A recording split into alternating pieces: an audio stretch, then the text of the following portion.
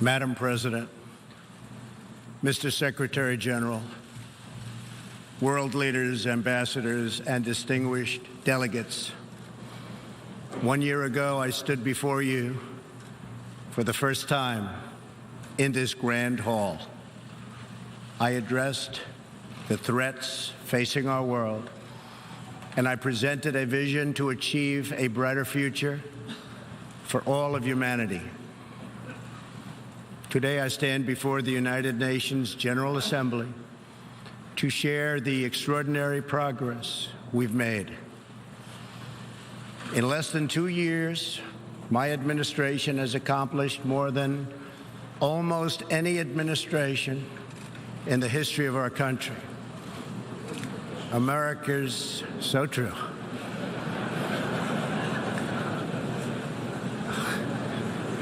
Didn't expect that reaction, but that's okay.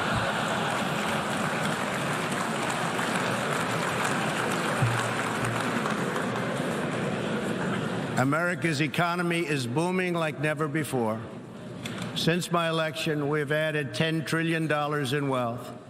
The stock market is at an all-time high in history, and jobless claims are at a 50-year low. African American, Hispanic American, and Asian American unemployment have all achieved their lowest levels ever recorded. We've added more than 4 million new jobs, including 500,000 manufacturing jobs. We have passed the biggest tax cuts and reforms in American history. We've started the construction of a major border wall, and we have greatly strengthened border security. We have secured record funding for our military, $700 billion this year and $716 billion next year. Our military will soon be more powerful than it has ever been before. In other words, the United States is stronger, safer, and a richer country than it was when I assumed office less than 2 years ago. We are standing up for America and for the American people, and we are also standing up for the world. This is great news for our citizens and for peace-loving people everywhere. We believe that when nations respect the rights of their neighbors and defend the interests of their people, they can better work together to secure the blessings of safety, prosperity, and peace. Each of us here today is the emissary of a distinct culture, a rich history, and a people bound together by ties of memory, tradition, and the values that make our homelands like nowhere else on earth. That is why America will always choose independence and cooperation over global governance, control, and domination.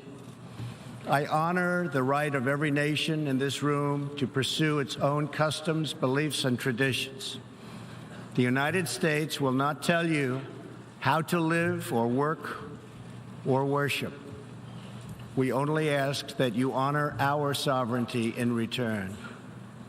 From Warsaw to Brussels to Tokyo to Singapore, it has been my highest honor to represent the United States abroad. I have forged close relationships and friendships and strong partnerships with the leaders of many nations in this room, and our approach has always yielded incredible change.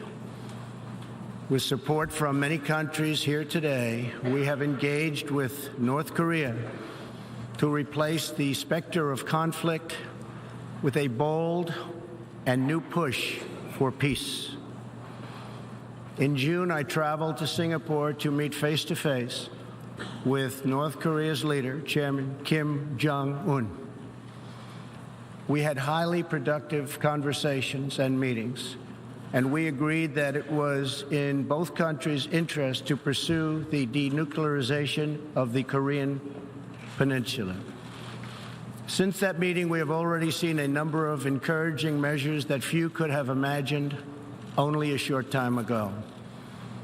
The missiles and rockets are no longer flying in every direction. Nuclear testing has stopped.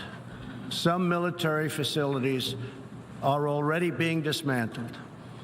Our hostages have been released, and as promised, the remains of our fallen heroes are being returned home to lay at rest in American soil. I would like to thank Chairman Kim for his courage and for the steps he has taken, though much work remains to be done. The sanctions will stay in place until denuclearization occurs. I also want to thank the many member states who helped us reach this moment, a moment that is actually far greater than people would understand, far greater, but for also their support and the critical support that we will all need going forward. Special thanks to President Moon of South Korea, Prime Minister Abe of Japan, and President Xi of China. In the Middle East, our new approach is also yielding great strides and very historic change. Following my trip to Saudi Arabia last year, the Gulf countries opened a new center to target terrorist financing. They are enforcing new sanctions, working with us to identify and track terrorist networks, and taking more responsibility for fighting terrorism and extremism in their own region.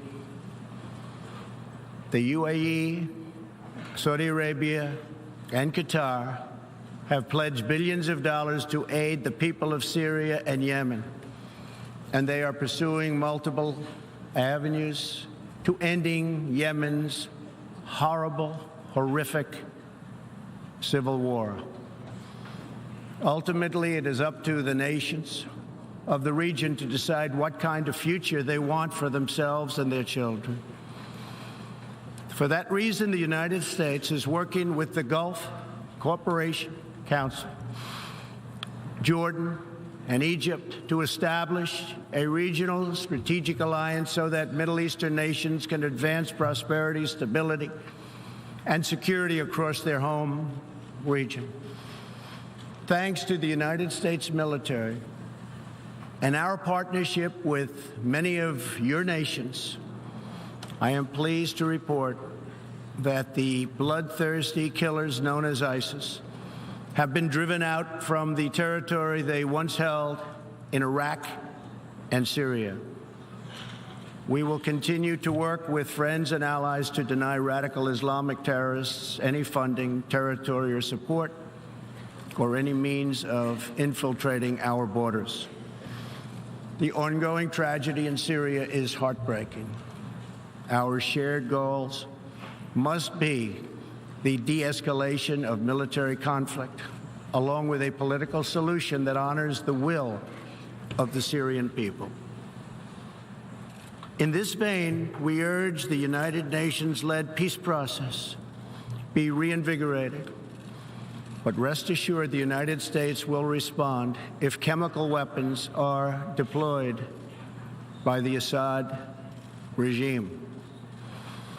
I commend the people of Jordan and other neighboring countries for hosting refugees from this very brutal civil war. As we see in Jordan, the most compassionate policy is to place refugees as close to their homes as possible, to ease their eventual return to be part of the rebuilding process. This approach also stretches finite resources to help far more people, increasing the impact of every dollar spent. Every solution to the humanitarian crisis in Syria must also include a strategy to address the brutal regime that has fueled and financed it, the corrupt dictatorship in Iran. Iran's leaders sow chaos, death, and destruction. They do not respect their neighbors or borders or the sovereign rights of nations. Instead, Iran's leaders plunder the nation's resources to enrich themselves and to spread mayhem across the Middle East and far beyond. The Iranian people are rightly outraged that their leaders have embezzled billions of dollars from Iran's treasury, seized valuable portions of the economy, and looted the people's religious endowments, all to line their own pockets and send their proxies to wage war. Not good. Iran's neighbors have paid a heavy toll for the region's agenda of aggression and expansion. That is why so many countries in the Middle East strongly supported my decision to withdraw the United States from the horrible 2015 Iran nuclear deal and reimpose nuclear sanctions.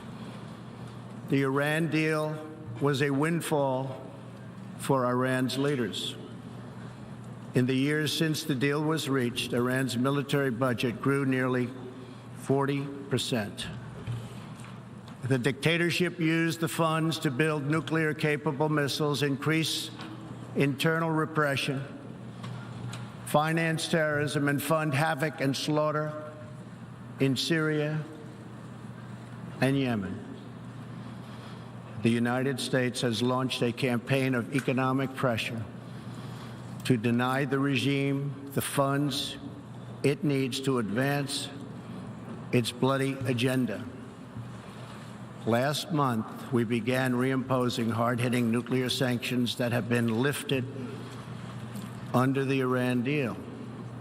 Additional sanctions will resume November 5th, and more will follow.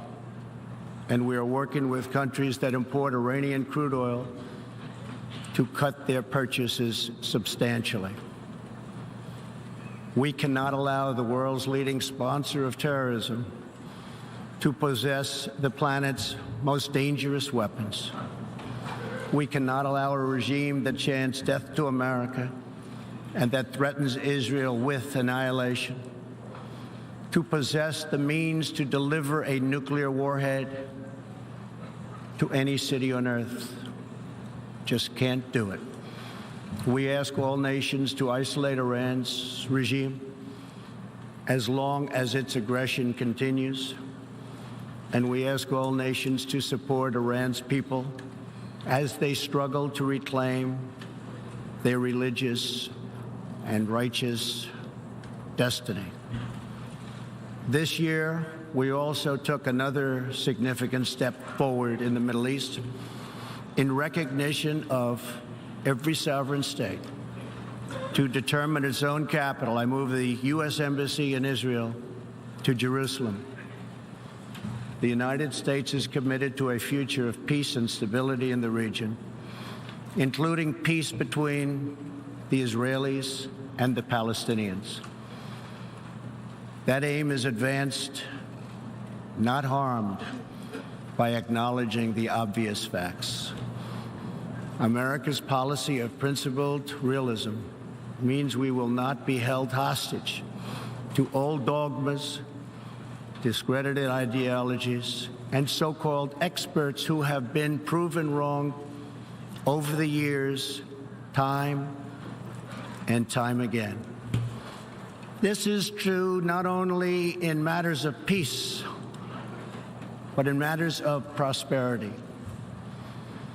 We believe that trade must be fair and reciprocal. The United States will not be taken advantage of any longer. For decades, the United States opened its economy, the largest by far on earth, with few conditions.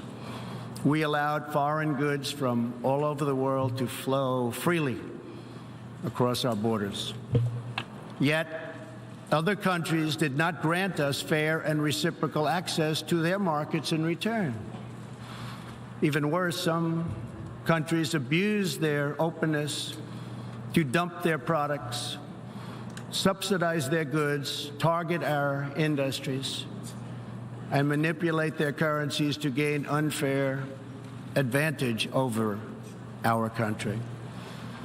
As a result, our trade deficit ballooned to nearly $800 billion a year. For this reason, we are systematically renegotiating broken and bad trade deals. Last month, we announced a groundbreaking U.S.-Mexico trade agreement.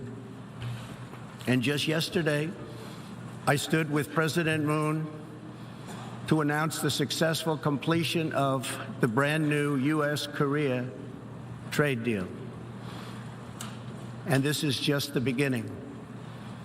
Many nations in this hall will agree that the world trading system is in dire need of change.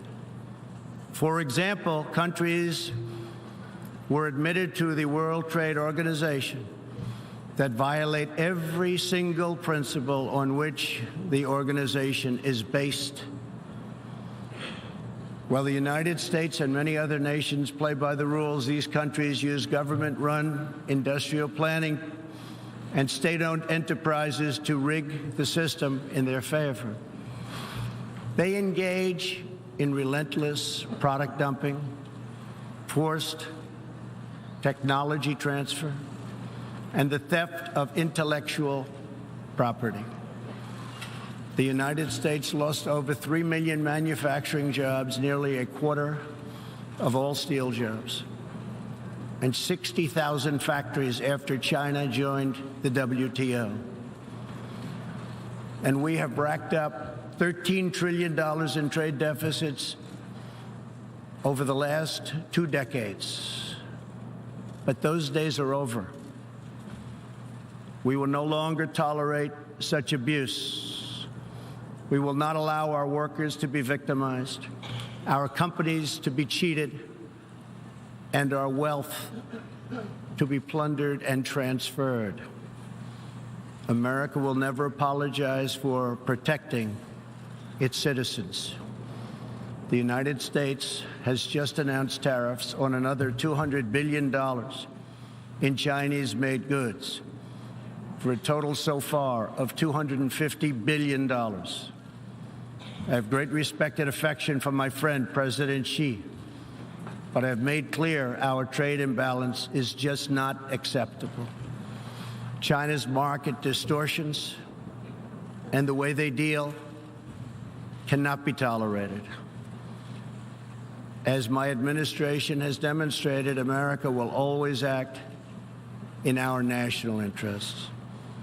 I spoke before this body last year and warned that the UN Human Rights Council had become a grave embarrassment to this institution, shielding egregious human rights abusers while bashing America and its many friends. Our ambassador to the United Nations, Nikki Haley, laid out a clear agenda for reform, but despite reported and repeated warnings, no action at all was taken. So the United States took the only responsible course. We withdrew from the Human Rights Council, and we will not return until real reform is enacted. For similar reasons, the United States will provide no support in recognition to the International Criminal Court. As far as America is concerned, the ICC has no jurisdiction, no legitimacy, and no authority. The ICC claims near universal jurisdiction over the citizens of every country, violating all principles of justice, fairness, and due process. We will never surrender America's sovereignty to an unelected, unaccountable global bureaucracy. America is governed by Americans. We reject the ideology of globalism, and we embrace the doctrine of patriotism. Around the world, responsible nations must defend against threats to sovereignty, not just from global governments, but also from other new forms of coercion and domination. In America, we believe strongly in energy security for ourselves and for our allies. We have become the largest energy producer anywhere on the face of the earth. The United States stands ready to export our abundant, affordable supply of oil, clean coal, and natural gas. OPEC and OPEC nations are, as usual, ripping off the rest of the world. And I don't like it. Nobody should like it. We defend many of these nations for nothing, and then they take advantage of us by giving us high oil prices. Not good. We want them to stop raising prices. We want them to start lowering prices, and they must contribute substantially to military protection from now on. We are not going to put up with it, these horrible prices, much longer. Reliance on a single foreign supplier can leave a nation vulnerable to extortion and intimidation. That is why we congratulate European states such as Poland for leading the construction of a Baltic pipeline so that nations are not dependent on Russia to meet their energy needs. Germany will become totally dependent on Russian energy if it does not immediately change course. Here in the Western Hemisphere, we are committed to maintaining our independence from the encroachment of expansionist foreign powers. It has been the formal policy of our country since President Monroe that we reject the interference of foreign nations in this hemisphere and in our own affairs. The United States has recently strengthened our laws to better screen foreign investments in our country for national security threats. And we welcome cooperation with countries in this region and around the world that wish to do the same. You need to do it for your own protection. The United States is also working with partners in Latin America to confront threats to sovereignty from uncontrolled migration. Tolerance for human struggling and human smuggling and trafficking is not humane. It's a horrible thing that's going on at levels that nobody has ever seen before. It's very, very cruel. Illegal immigration funds criminal networks, ruthless gangs, and the flow of deadly drugs.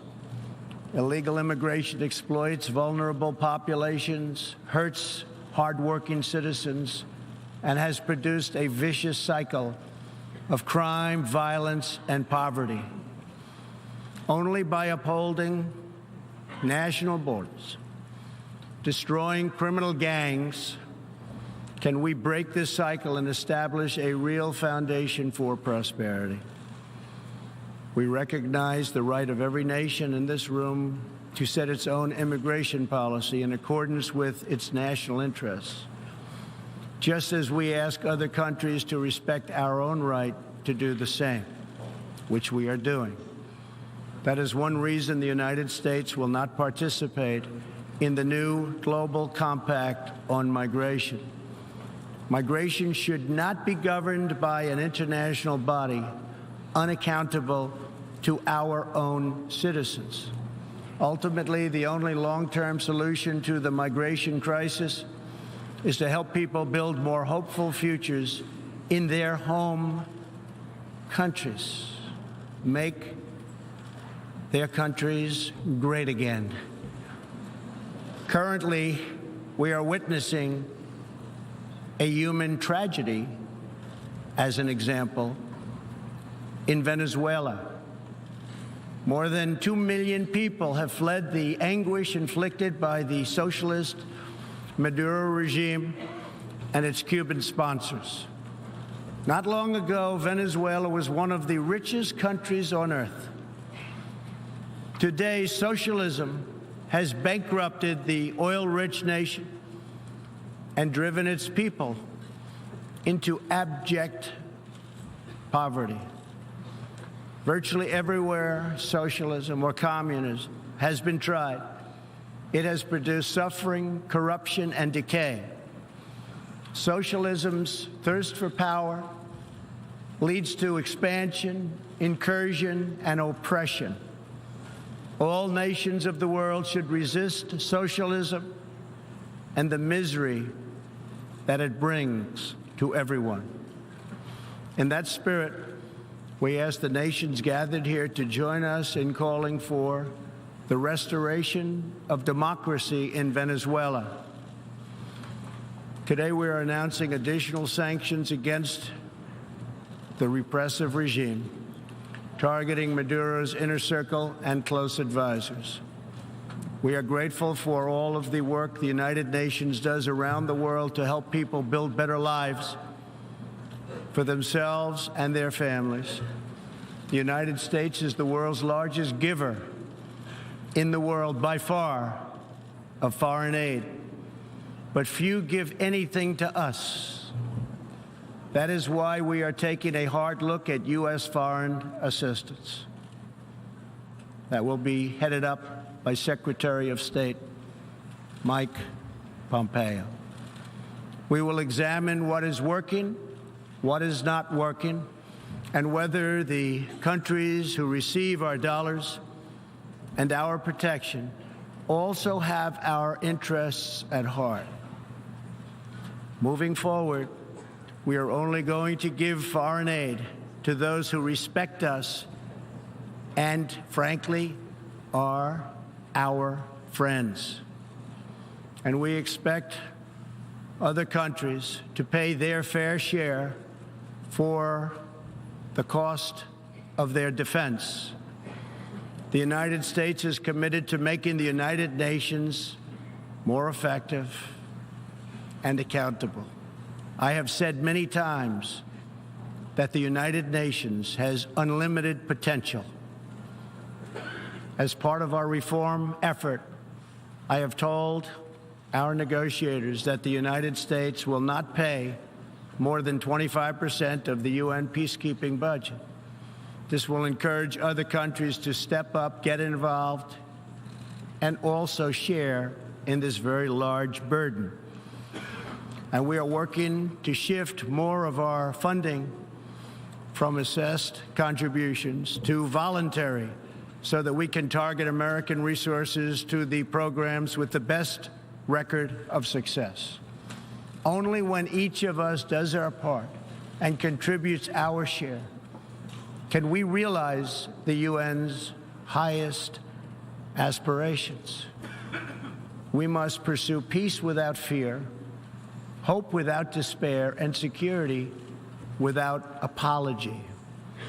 Looking around this hall, where so much history has transpired, we think of the many before us who have come here to address the challenges of their nations and of their times. And our thoughts turn to the same question that ran through all their speeches and resolutions, through every word and every hope. It is the question of what kind of world will we leave for our children, and what kind of nations they will inherit.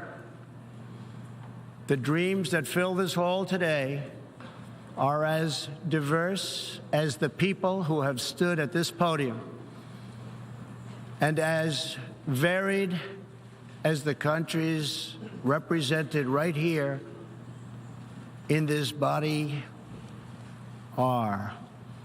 It really is something. It really is great, great history. There is India, a free society, over 1 billion people, successfully lifting countless millions out of poverty and into the middle class. There is Saudi Arabia, where King Salman and the Crown Prince are pursuing bold new reforms. There is Israel, proudly celebrating its 70th anniversary as a thriving democracy in the Holy Land. In Poland, the great people are standing up for their independence, their security, and their sovereignty. Many countries are pursuing their own unique visions, building their own hopeful futures, and chasing their own wonderful dreams of destiny, of legacy, and of a home. The whole world is richer. Humanity is better because of this beautiful constellation of nations, each very special, each very unique, and each shining brightly in its part of the world. In each one, we see awesome promise of a people bound together by a shared past and working toward a common future. As for Americans, we know what kind of future we want for ourselves. We know what kind of a nation America must always be. In America, we believe in the majesty of freedom and the dignity of the individual. We believe in self-government and the rule of law. And we prize the culture that sustains our liberty, a culture built on strong families, deep faith, and fierce independence. We celebrate our heroes. We treasure our traditions. And above all, we love our country. Inside everyone in this great chamber today, and everyone listening all around the globe, there is the heart of a patriot that feels the same powerful love for your nation, the same intense loyalty to your homeland. The passion that burns in the hearts of patriots and the souls of nations has inspired reform and revolution, sacrifice and selflessness, scientific breakthroughs, and magnificent works of art. Our task is not to erase it, but to embrace it, to build with it, to draw on its ancient wisdom, and to find within it the will to make our nations greater, our region safer, and the world better. To unleash this incredible potential in our people, we must defend the foundations that make it all possible. Sovereign and independent nations are the only vehicle where freedom has ever survived, democracy has ever endured, where peace has ever prospered. And so we must protect our sovereignty and our cherished independence above all. When we do, we will find new avenues for cooperation unfolding before us. We will find new passion for peacemaking rising within us. We will find new purpose, new resolve, and new spirit flourishing all around us, and making this a more beautiful world in which to live. So together, let us choose a future of patriotism, prosperity, and pride. Let us choose peace and freedom over domination and defeat. And let us come here to this place to stand for our people and their nations, forever strong, forever sovereign, forever just, and forever thankful for the grace and the goodness and the glory of God. Thank you, God bless you, and God bless the nations of the world. Thank you very much.